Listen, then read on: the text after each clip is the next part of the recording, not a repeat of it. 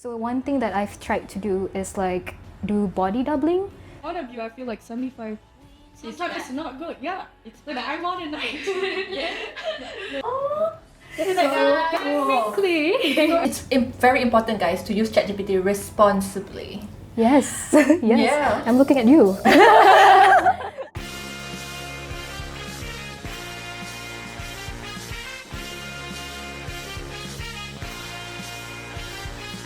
Assalamualaikum and salam sejahtera. Hey everyone! Welcome back to EchoChats, the podcast where Malaysian students in Sydney share stories, survival tips, and the truth nobody tells you about life abroad. I'm Nana, your host. And I'm Anna, your co-host. Today we're diving into something every student struggles: how to actually succeed academically when you're studying abroad.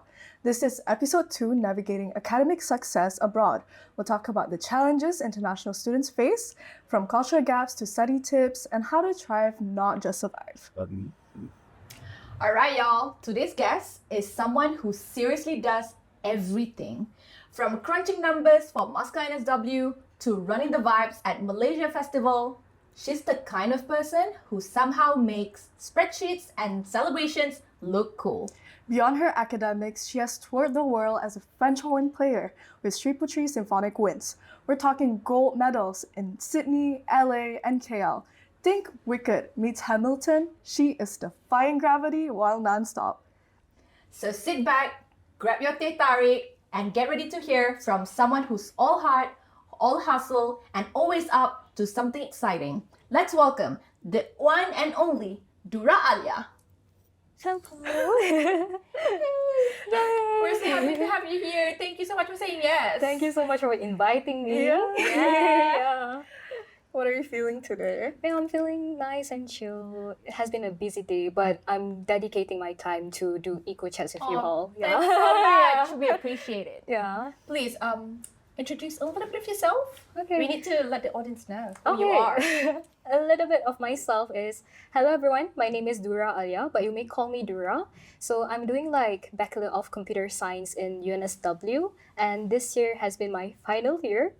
So I have also been in MASCA NSW as well for 2 years. My first year is being as an IT director, and the second year as the treasurer. So this year I'm going to have like quite some chill time, which is Deputy of Entertainment under Malaysia Festival 2025. So I think that's all for my degree life. There you go. A lengthy Yeah. intro. People always say study smart, especially when you are struggling and studying abroad. Mhm. But what does that actually look like? Have you found any study tips or pro techniques that actually work for you? Maybe active recall, Pomodoro, anything that actually work for you? Yeah, okay. Thank you for the question. So it took me a long time for me to know my own study techniques. People always say, oh, just use Pomodoro. All of the YouTube influencer, like study influencers say, Yeah. okay, you do Pomodoro, you do all of this thing. But that may not apply, especially towards who have like neurodivergence. Almost all of the study tips is that being shown is like more towards neurotypical. So those who have like other neurodivergence, they have their own unique way. So one thing that I've tried to do is like do body doubling. So body doubling is technically like you just have someone sit beside you, and you can just do like different tasks. Like maybe I'm doing coding and the other person is like doing maybe economics or business. Yeah. As long as there's person in there. So you can do like before you start your task, you can set like a time limit, like okay, maybe 20 minutes or 30 minutes, and then you have to mention which task that you have to do to that person if you're comfortable with. Yeah. And then after that, after the session ends, so you can have like a recap with that person. But you have to find the right person to do this because not everyone is going to do that with you. So that's why you have to have like a right circle so that you can do this body doubling. So yeah. But most of the time I'm doing with my other friend. So technically she just have to be there. It's not like all the time I have to say to her like, oh, I have to do this task, this task, this task. Just being there and another person in your presence, so you feel like someone is watching you So you have the Yeah. urge to like do Do and it, complete yeah. your task. So I found that, and I think research has also said that it's quite effective, especially to those who suffer from ADHD, because that's going to help them to quote unquote concentrate because someone is watching them. That's Yeah. right. Yeah. Yeah, you're talking about being a neurodivergent. How do you find out about that actually? I'm quite curious. I am not really diagnosed by a doctor, but some of the symptoms, yeah. Leads But to then, that. yeah. But anyways, I just try one of the techniques, and one of it like helps me to study. So I just use it. Yeah. Yeah, I kind of feel like I could relate to you because somehow not every study tips actually work for you. Because every time I feel so down, I kind of look up on Google Yeah. how to like get motivated to study. But then apparently, guys, you have to remember, it's it's basically up to you what you want to do. Some people can study at home alone. Some people need study buddy. Some people need to do Pomodoro. Some people can listen to music. Some people cannot listen to music. It's literally up to you and how you outline your study methods. Things that actually work for you. It doesn't matter if it doesn't work for anybody, but at least it has to definitely work for you, and you have to figure that out on your own. All right. So we all know that the world is getting more advanced each day. You know, AI tools have definitely become a game changer. Personally, myself, I love using ChatGPT. I mean, I subscribe to it. I pay it monthly. Wow! It's a commitment. However, you know, there is like a really big challenge of using AI. There is a tendency where you become so dependent on using AI. So how do you say AI tools helped you? And most importantly, how do you use them responsibly? Okay, that's a really interesting question. Yeah. I can relate to it. Yeah. So technically is that when I'm using ChatGPT or any AI, I'm the kind of person who is visual.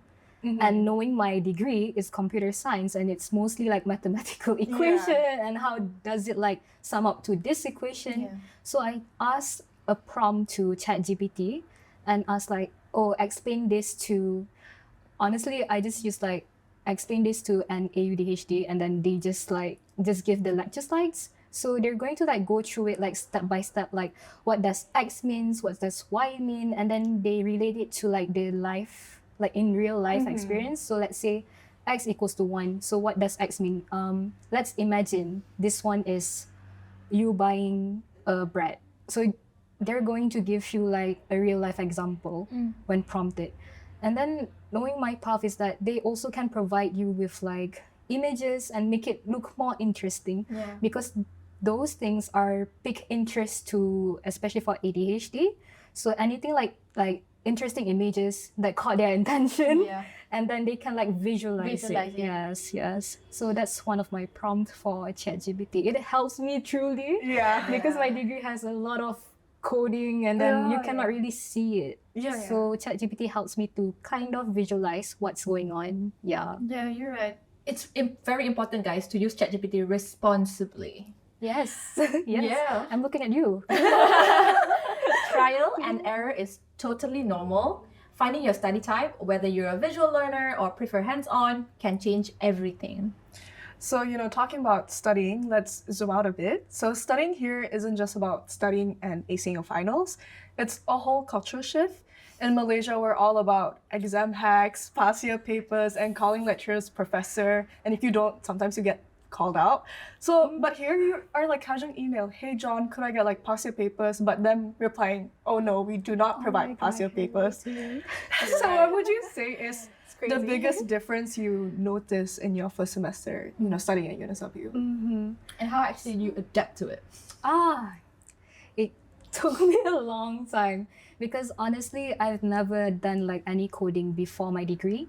So my first year, first term is basically me learning myself and educating myself on coding. And they're testing like, the education system over here is much different than Malaysia. I've asked my coding friend, and then they say that the language that they used in UNSW is totally different.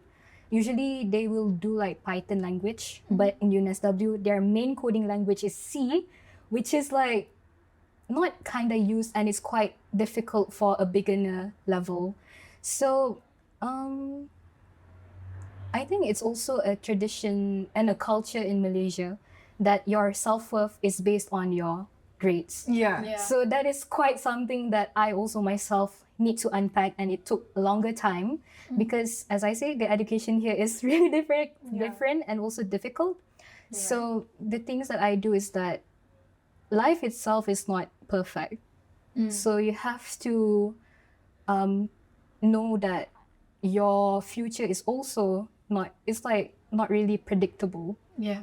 It can be unpredictable. It is uncertain. Yeah. The thing that I look up to most people is that if they go through like any misadventures or difficulties, when they get back up, so that's what makes me like respect them the most, instead of like viewing other people through their grades or Yeah, you're right. I think that has been a game changer for all of us here. I feel like when we come here, we actually realize that, oh, it's not just the grades that matter. Yeah. Yes. Which is so unreal, because Yeah, like back so at home, you always aim for 90s. yeah. Whether it's the time schedule, lecture styles, or how assessments are handled, the adjustment can feel definitely huge at first. You just have to get the hang out of it, and trust me, it will definitely get better. So now let's get into expectations, especially those from family, sponsors, or even ourselves. So how would you say you feel you deal with pressure from home to do well? And what does success mean in Australia? Here getting a 75% is already a distinction, but like from like my point of view, I feel like 75 sometimes it's not good. Yeah. It's like bad. I want a 90. Yeah. I totally understand. So because like based on my experiences, I've been in like boarding school. Yeah. So the expectations to perform really well, to be a perfect person, has been ingrained since like in high school. You're right. So when I got here, and I do have some setbacks for my academic career. So when I first received it, I didn't like receive it that well. So it took me a long time to really unpack and then do like a lot of self-love, like self-compliments that, okay, you're doing this is your first time. Why do you want to be harsh on yourself? If other people has been so harsh on you, who is going to keep yourself up? Who is going to like support you? Yourself. Yeah. Because in the end, if you have like really high self-worth and also self-confidence, I think that's going to make you have a longer path, like brings you forward. Because as I said before, it's like, don't let your self-worth is like equals to your grades. Yeah. You're right. Because Remember that, guys. I know it's quite hard and it is our culture, but you have to accept that sometimes we do have this kind of hiccups, and the only thing that we can do is what we can control, which is like locus of control. Yeah, the things that you can, let's say, how to say, it's like the things that you can control, like maybe studying or trying to find like study techniques that helps you, and don't worry about the things that you can't control. I think for me to go forward is just leave everything to him, because you have like done enough. You have done a lot of works. So after that, you can do is just trust him.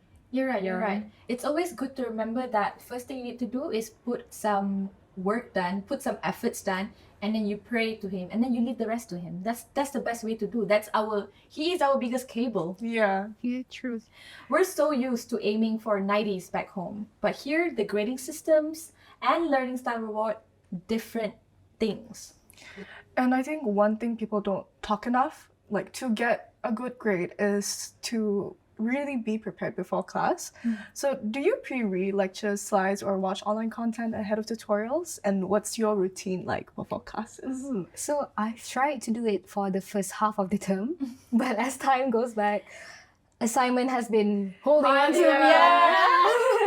So the thing that I do is that at least you have to look through the lecture slides. I know that sometimes the lecture slides is like, I don't understand, because they drop in like a few numbers, and then it's like, when you go to another slide, then it's another topic. So what's going on with the before slides? So that's when the AI comes in, because it helps me to like at least get to know like what is the lecturer is talking about. So if that doesn't help you, and you have to recheck your fact, because sometimes AI is not 100% true. So from there, I'm really grateful that my degree has like help session. So that truly helps me a lot. So a lot of things, for example, I do have this one course. I think it's like something about like register stuff. So everything like terminal and all, it's like I cannot really see it. So the only thing that I can do is go to help session and ask them to explain it one by one. And they do. Oh, that's cool. Yeah. It's like hit or miss, but they do help you to like guide you and explain to you what is going on. So if you can't go to lectures, I mean like a few of my friends, majority of us didn't go to like lecture, right? But then I truly insist to go to lecture and go for a help session because help session truly helps a lot. Yeah. Now, let's be real, guys. We all have faced it or even facing it now. That fear of failure, whether it's fear of wasting money, losing your scholarship, and just not meeting expectations. Have you experienced academic setbacks while studying abroad? And if you do, how did you actually deal with it mentally and emotionally? And what actually helped you to bounce back on track? Okay, that's a really interesting question, and we're going into deep. Yes, definitely. We have Okay, to. we have to. We have to. Okay, so I do have some academic setbacks, and when the first time I facing it, it's like, oh, because our tradition or our culture, viewing failing is like it's the end of the world. It's You're like, right. okay, you're doomed. You have to achieve this kind of grades for you to.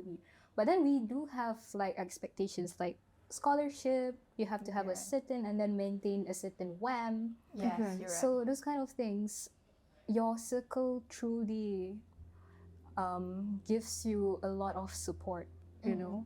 So choosing the right person in the right circle can drives you to go further, because you know those time are the when your thoughts is like all over the place. Can I do this? And then there's like prompts like, can I go study this? Can I continue this degree? So those kind of emotional support can helps you to bounce back. Because shout out to my friends who has seen me like crying my tears all out when I'm doing like assignments, because like even the assignments in UNSW is really hard enough, because UNSW computer science helps you to prepare for the work life. Oh, Yes, I have been doing like software, like a front end for like, do you know Ad Forum, where people can ask questions and then people answer it? I have to do it from scratch. oh wow. Yes, so that's why the academic setbacks can come get to me, because you have put like a lot of effort, but then in the end the mark might not be your expectation. Yeah. And the marking scheme over here is It's crazy. It's crazy. It's unpredictable. I have asked like my tutor about this one question for a lab question, and then at one point he said, "Oh, I cannot mention that. That's the answer." Or I have been like enrolled in this one course, which is, I think it's marketing, and I've asked the tutor to like check back my writing, like full report. And then she mentioned that, oh, I cannot do that because it's not fair to other students, which is really different from Malaysia culture. Yeah. If you have the effort to go to your lecturer and then maybe give your writing and then provide some feedbacks, then you're good to go. But then this one is like literally say, oh, you have to self-learn. Yeah, You have exactly. to do it by yourself. Like, even though you have the effort to like ask them, but then in the end they might mention like, oh, I cannot like explain to this. At some point maybe they do like provide you explanation on what kind of lecture content that you have like kind of like confusion. They can do that. But if you ask like a specific question about like assignment, if that thing is going to make them give you the answer, so they're going to like just say, oh, I can't tell. I can't help you. I cannot help you. That kind of feeling is Yeah. just that is really unfortunate, honestly. But yeah, back to the question, answering the question. Yeah, your circle truly matters. Yeah, it's actually very important to have. Yeah, of course you have your family, but they are very far away. I mean, I know they would definitely call you and say, it's okay, you can keep doing this, blah, blah, blah, but then they are away. It's different having friends or maybe housemates here that actually give you physical hugs Yeah. and like, calms you down physical when you're hugs. crying. Yeah. It actually helps. I was doing my assignment for syntax and it was so crazy because it was literally just like you draw trees, but it's words. And you don't draw trees on English. You have to draw trees on Swahili, French. It's crazy. You have to And I literally just have, like you said, I just have some people, some housemates, 2 or 3 of them, literally just circling around me, just stay there and just like looking at their phone, scrolling TikTok. And I'm just there doing my work and keep it going. It's very important to find real friends. This is where you know if they are real friends or not. Sorry to jump in, but those action is what they call like body doubling. That's the exact term of it. Body doubling. Yeah. And then I also like found this one TikTok that says like, oh, you have like all of these thousands problem, but it took like 5 minutes to be with someone for it to be resolved. Yeah. I know, yeah, I kind of getting it like that, yeah. But it's true though. For me, it's true. It's true. Such a Maybe we can be a study buddy after this. I will, Check. I will teach you coding. Oh, I'm gonna teach you how to draw trees from French, From different. from Wait. Swahili. I can speak French. I know. Ooh. Je m'appelle Durra. Hello. Bonjour. Je m'appelle Oui. Okay. I feel like you brought something for us. Something's very special. I'm so excited What is it? to What do see you think? this. Oh my god. Okay. What is it? This answers your question like how do I bounce back? Mm.